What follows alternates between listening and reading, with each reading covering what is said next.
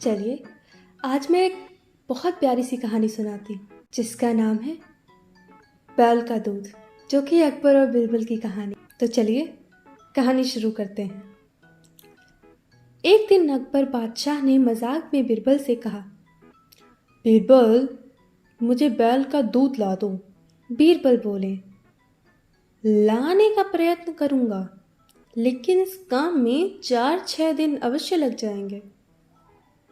अकबर बोले, 4-6 दिन की जगह अगर 8-10 दिन भी लग जाएं तो कोई हर्ज नहीं, लेकिन बैल का दूध मिलना चाहिए, क्योंकि एक मशहूर वैद्य ने मुझे एक दवा दी है जिसका इस्तेमाल बैल के दूध के साथ ही करना है। बीरबल घर आए और उन्होंने अपनी लड़की से परामर्श करके कहा, कल आधी रात को बादशाह के ठीक नीचे वाले खाट पर जाकर कपड़े पीट पीट कर धोना और किसी के पूछने पर कारण किसी को मत बताना। यदि बादशाह पूछें तो जो कुछ मैंने कहा है उन्हें वह सब बता देना।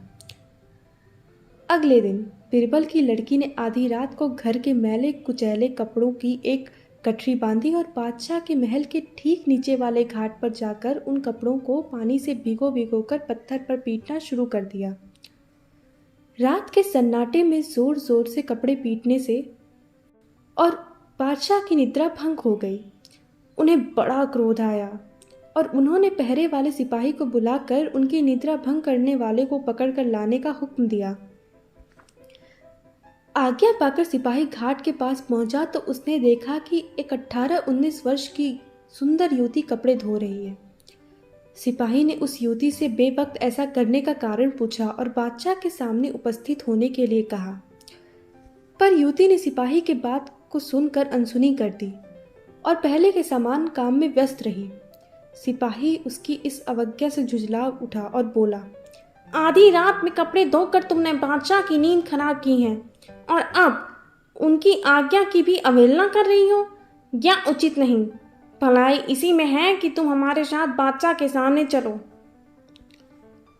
युवती तो यही चाहती थी। वह सिपाही के साथ चल दी। थोड़ी देर में वह बादशाह के सामने पहुंच गई। बादशाह आधी रात को इस परम सुंदरी को देखकर आश्चर्यचकित रह गए, लेकिन अपनी भाव मुद्रा छिपाकर नाराजगी प्रकट करते हुए बोले, इतनी रात को कपड़े धोने की क्या वजह है? तुम कौन हो और कहाँ रहती हो? युवती ने घबराहटपूर्ण स्वर में उत्तर दिया, आली जहां, मैं लाचार होकर इतनी रात से यहाँ आई हूँ।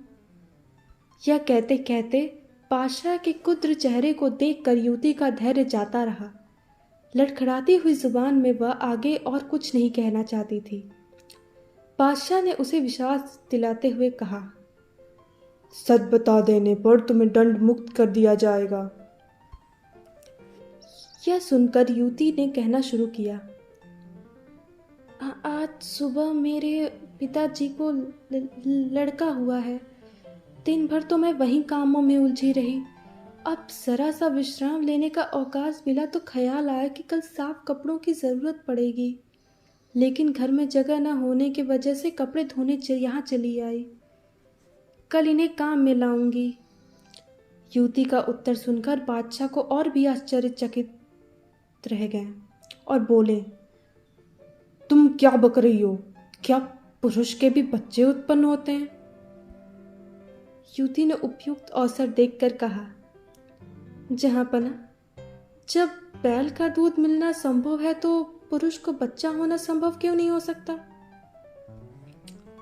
अब बादशाह को अपनी बात का स्मरण आया और उन्होंने युवती से पूछा, क्या तुम बिरबल की पुत्री हो? युवती चुप रही। बादशाह समझ गए कि यह बुद्धिमानी बिरबल की ही है, पर प्रकट में बोले, तुम्हें ऐसा करने की किसने सलाह दी? युवती बोली, पिताजी की आज्ञा से ही मैंने ऐसा किया है। यह सुनकर बादशाह सलामत को बहुत खुशी हुई कि उनके पास इतना होनहार और बुद्धिमान सिपाही है। तो दोस्तों, ये कहानी थी। अगर आपको ये कहानी पसंद आई तो कहानी को लाइक करें चैनल को सब्सक्राइब करें और आप अपने राय देने के लिए कमेंट भी करें। धन्यवाद।